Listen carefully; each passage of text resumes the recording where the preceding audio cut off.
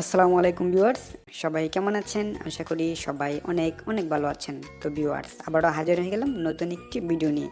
আজকের ভিডিওটি অনেক বেশি ইনফরমেটিভ হতে চলেছে। তো ভিউয়ার্স, খুব শীঘ্রই আমাদের দেশে 13তম জাতীয় নির্বাচন 2026 অনুষ্ঠিত হতে যাচ্ছে। তো নির্বাচন আসলে যখন আমরা ভোট দিতে যাই তখন আমাদের একটা বিষয় নিয়ে অনেক সময় প্যারা খেতে হয়, সেটা হচ্ছে ভোটার লিস্ট থেকে খুঁজে নিজের ভোটার নাম্বার, সিরিয়াল নাম্বার বের করা।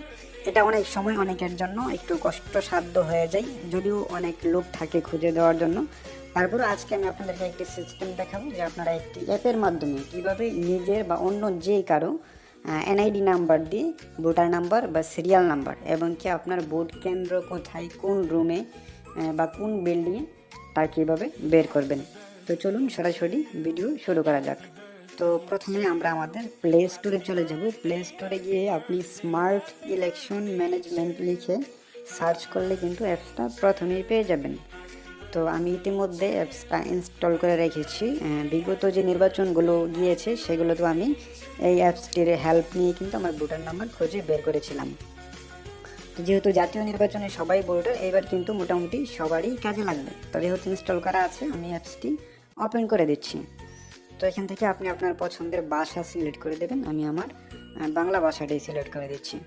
তো ভাষা সিলেক্ট করে দেওয়ার পর এখানে আপনি তফসিল ঘোষিত যে নির্বাচনটা বর্তমানে রয়েছে সেটা উপরে দিকে দেখতে পারবেন। আপনি এখান থেকে চাইলে পূর্ববর্তী যে নির্বাচনগুলো হয়েছে সেগুলোর ফলাফলও এখান থেকে দেখতে পারবেন, বা প্রার্থী তালিকাও এখান থেকে দেখতে পারবেন।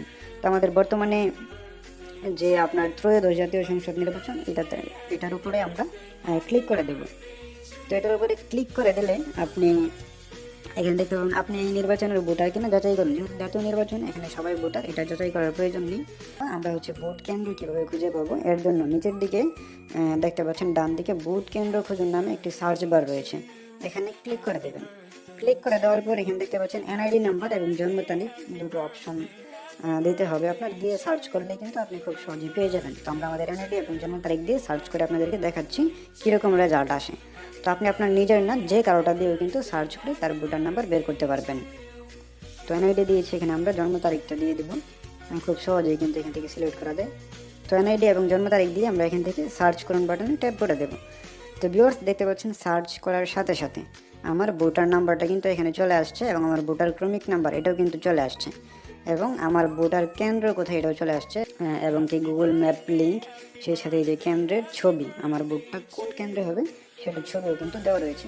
তো সেমভাবে আপনি যখন সার্চ করবেন আপনার ভোট কেন্দ্রের ছবি, আপনার ভোট কেন্দ্রের গুগল ম্যাপ লোকেশন, ইভেন আপনি কোন স্কুলে বা কোন প্রতিষ্ঠানে ভোট দেবেন এবং সেখানে কোন কক্ষে বা কোন বুথে আপনার ভোটটা দিতে হবে তার ডিটেলস কিন্তু আপনি এখানে পেয়ে যাবেন।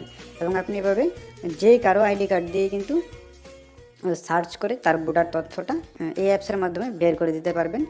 সেক্ষেত্রে আপনার হচ্ছে কোনো প্রকার প্যারা নিতে হবে না। তো ভিউয়ার্স, আশা করি ভিডিওটি আপনাদের ভালো লাগবে। যদি ভিডিওটি আপনাদের ভালো লাগে তাহলে অবশ্যই ভিডিওটিতে একটা লাইক দিয়ে দেবেন, আর নিয়মিত এরকম ইনফরমেটিভ ভিডিও দেখার জন্য আমাদের চ্যানেলটি সাবস্ক্রাইব করে রাখবেন। ধন্যবাদ সবাইকে।